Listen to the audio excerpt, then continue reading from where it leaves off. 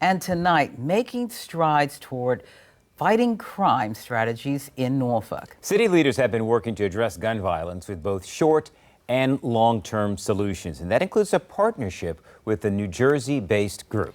And News 3 reporter Antoinette Delbell has an update on the progress they're making.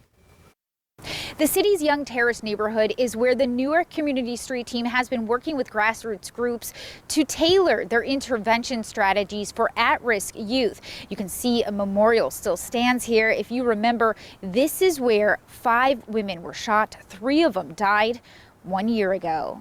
The senseless mass shooting in Young Terrace left the community shattered and broken. Since then, grassroots groups like Guns Down have been working with kids in the community to stem the lingering trauma. A lot of the neighbors are still afraid, when we come through and I talk to them.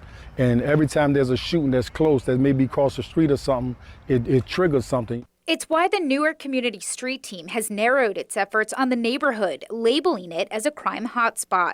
The New Jersey-based organization just finished the first round of training with anti-crime groups like Guns Down to enhance their crime-fighting techniques. Known as intervention work, the street team teaches these mentors how to resolve disputes in troubled neighborhoods by working with teens and keeping them from going down the wrong path.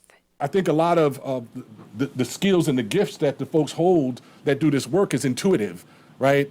And so one of the things that we get to do is overlay, some of the more strategic and kind of, professional practices. The strategy is part of the city's holistic approach to curbing violent crime. But both the street team president and interim police chief Mike Goldsmith say change won't happen immediately, adding it could take years to move the needle. This is not a process that ever stops. We continually assess where we're at. We continually engage in best practices to see what are the most efficient and best, and quite frankly, cause the least amount of harm to our residents. Besides Young Terrace, Calvert Square is another neighborhood that's been identified as a crime hotspot. Now, the goal is to start with these 2 neighborhoods and expand intervention strategies into others. In Norfolk, Antoinette Delbell, News 3.